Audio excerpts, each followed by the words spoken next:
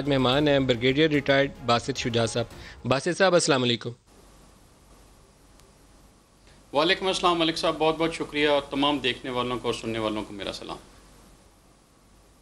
बासित साहब, हमने ऑपरेशन दूर से देखा, या वो जो इंटरव्यूज़ किए या इंटरेक्शन होता था वहीं तक हमारी इतलात महदूद है। आपने तो गली कूचों में गए, क्या सूरत हाल थी उस वक्त लियारी के अंदर?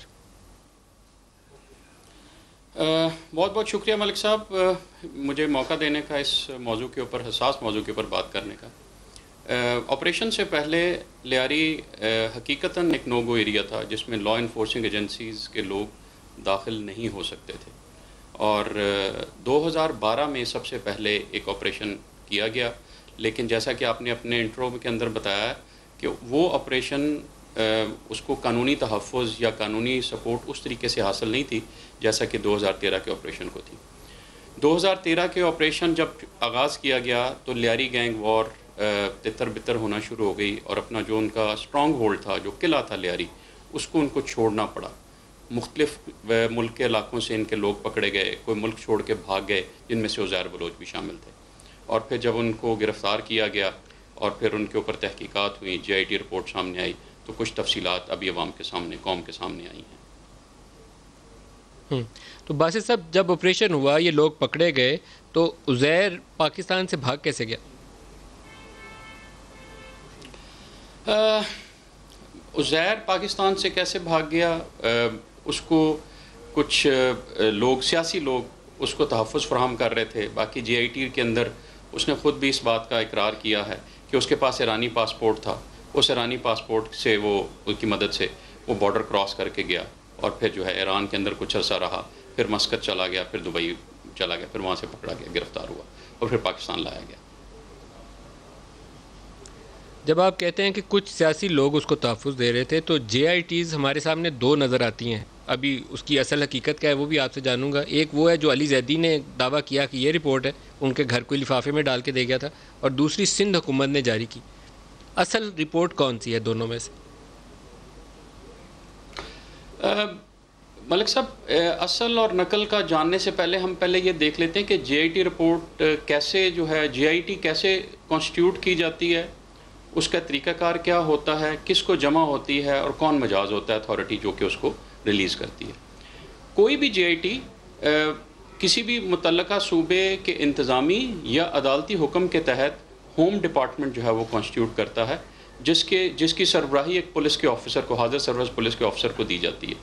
उस पुलिस ऑफिसर के साथ CID या CTD का भी एक पुलिस का ऑफिसर होता है। उसके अलावा MI, ISI, IB और रेंजर्स के ऑफिसरान होते हैं। ये तमाम के तमाम ऑफिसरान जो गिवन मैंडेट होता है JIT का, उसके मुताबिक अपने अपने शवाहिद इकट्ठे करते हैं, और वो ऐसे शवाहिद जो कोर्ट ऑफ लॉ की स्क्रूटनी को विद स्टैंड कर सकें, और फिर उनकी रोशनी में एक इन्वेस्टिगेशन, जॉइंट इन्वेस्टिगेशन रिपोर्ट तैयार की जाती है। क्योंकि तैयार करने वालों को इस बात का अदराक होता है कि जो वो शवाहिद लेके जाएंगे उनको बिल आखिर अदालत के सामने पेश करना पड़ेगा। तो जो भी वो हक़ाइक़ पेश करेंगे, जो भी इल्ज़ामात JIT के अंदर आएंगे, या जो भी वो इकरार करेगा, उसके साथ कनेक्टिंग एविडेंसेस सारी मौजूद होनी चाहिए, और वो होती हैं। इस केस के अंदर तो ये भी तो तरीक़ाकार हो गया ना जी, तो लेकिन असल रिपोर्ट कौन सी है और नकल कौन सी है, ये भी बता दें।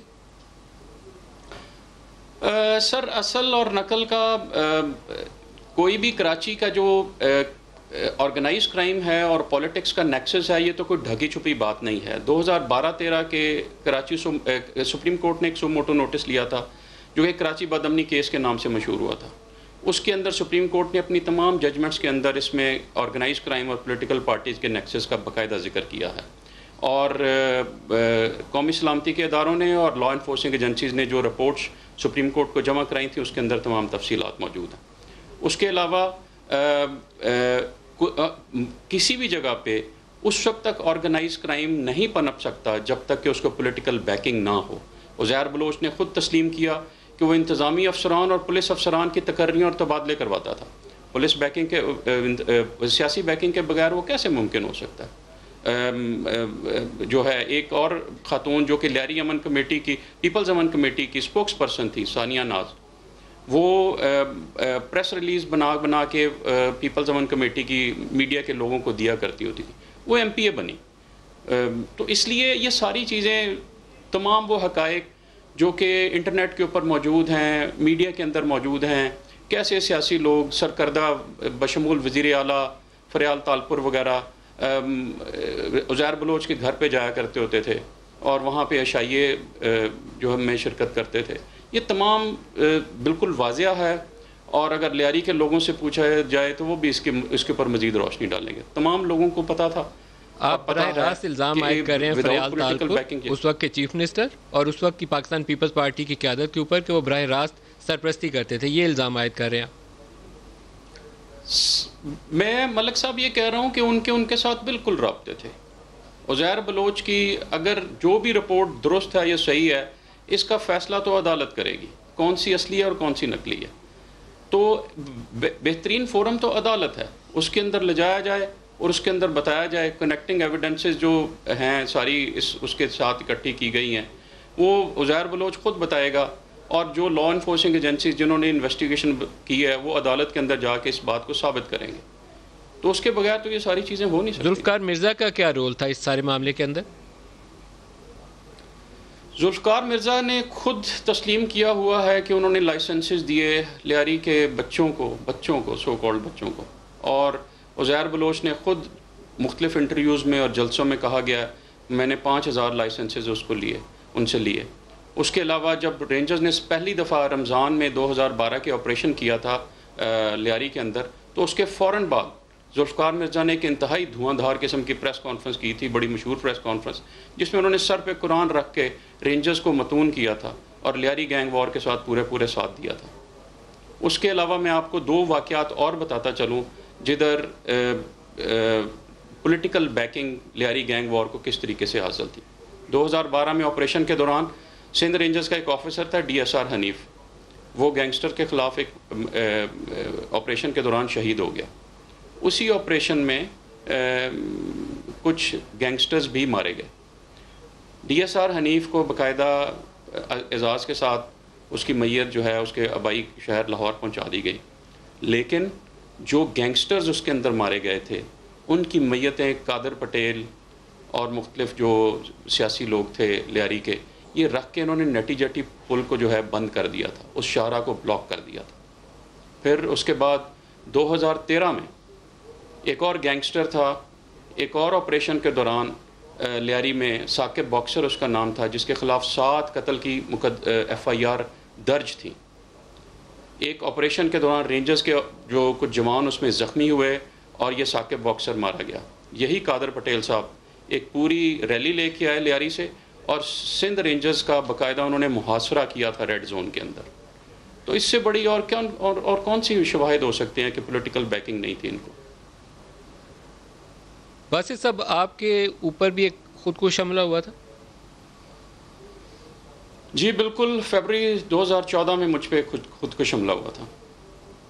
उसके पीछे कौन था? उसके पीछे भी लियारी ही था। अगरचे वो खुदकुश हमला करने वाले लश्कर जंगवी के लोग थे, लेकिन लश्कर जंगवी के उन अनासर को, प्रोस्क्राइब्ड ऑर्गेनाइजेशन के अनासर को लियारी के अंदर पनाह मिली हुई थी। और हमारे एक ऑपरेशन के नतीजे में ही हमने उनके कुछ लोगों को गिरफ़्तार किया था और उसमें कुछ और भी उनका नुकसान हुआ था। तो उसके जवाब में, उसके बदले के तौर पे लश्कर जंगवी वालों ने मुझ पे हमला किया था।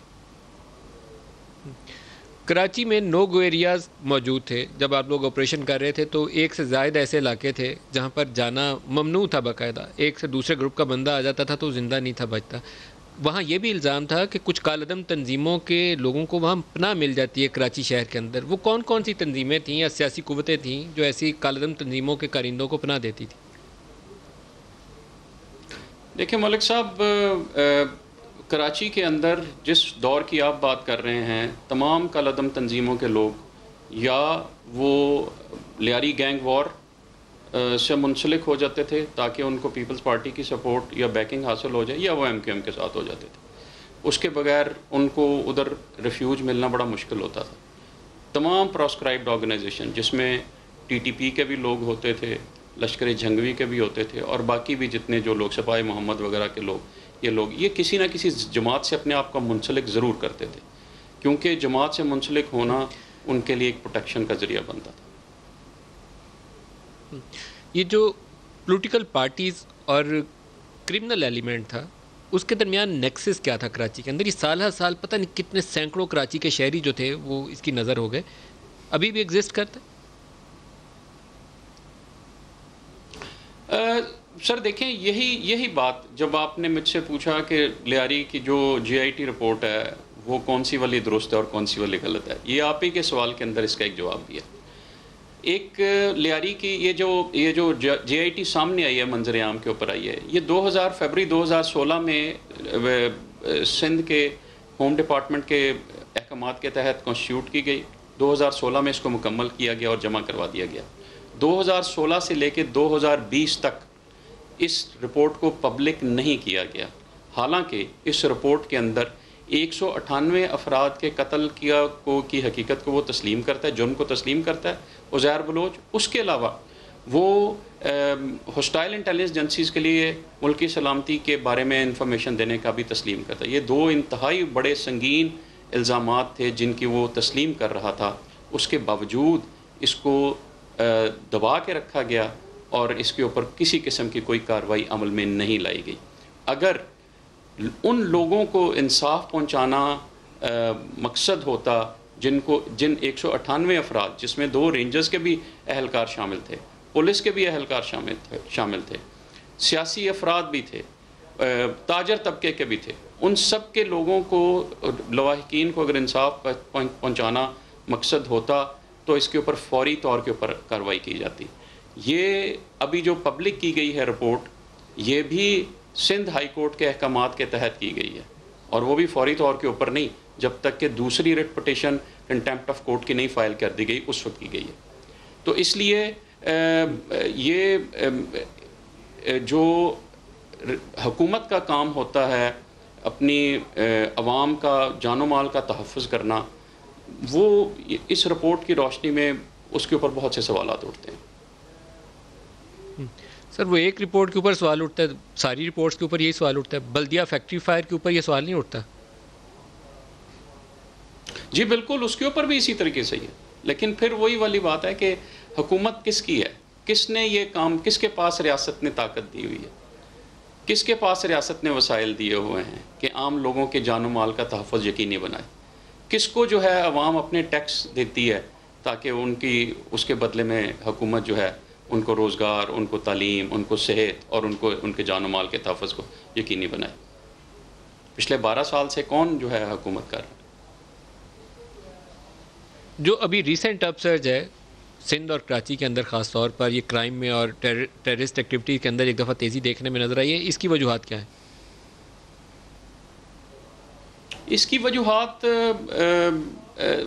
मैं जब वहाँ पे ऑपरेशन भी हम कर रहे थे तो मेरा हमेशा लोगों के साथ, मीडिया के लोगों से भी जब इंटरेक्शन होता था तो हम यही कहते थे कि लॉ इन्फोर्सिंग एजेंसीज़ या कानून नाफिज करने वाले अदारे एक एनेबलिंग एनवायरनमेंट प्रोवाइड कर सकते हैं अपने ऑपरेशन के ज़रिए से।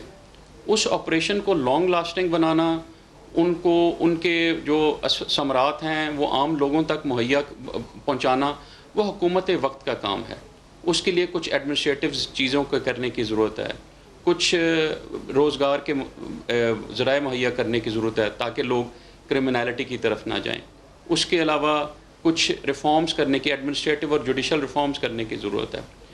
इनेबलिंग एनवायरनमेंट प्रोवाइड कर देने के बावजूद मेरे ख़्याल के मुताबिक जो इंतज़ामिया का काम था, जो सियासी जमातों का काम था, वो उस तरीके से जैसे एक ख्वाहिश थी या तवक्को थी या उम्मीद थी, शायद उस तरीके से नहीं हुआ, जिसकी वजह से दोबारा ये वाले वाक़यात अभी होना शुरू हो गए। बासित साहब, जो 2018 के इंतखाबात थे उसमें एक नई चीज़ सामने आई, नया फिनोमेना। पाकिस्तान तहरीक इंसाफ कौमी असम्बली की नशिस्तें जीती कराची शहर के अंदर से, सूबाई की भी जीते लेकिन कौमी की काफ़ी तादाद में जीते। तो उसके बाद एक नया प्लेयर एंटर होता है सिंध की सियासत के अंदर, MQM पीपल्स पार्टी और साथ पाकिस्तान तहरीक इंसाफ के पार्लियामेंटेरियंस की एक अच्छी खासी तादाद। उसके बाद क्या तब्दीली कुछ नज़र आई आपको? ये जो नेक्सस आपने अभी इस्टेब्लिश किया था क्रिमिनल एलिमेंट का और पोलिटिकल मेजर प्लेयर्स का, उसमें कोई तब्दीली आई? मैं सर 2014 में अपनी जो फ़राइज़ सर अंजाम देने के बाद मैं पोस्ट हो गया था कराची से।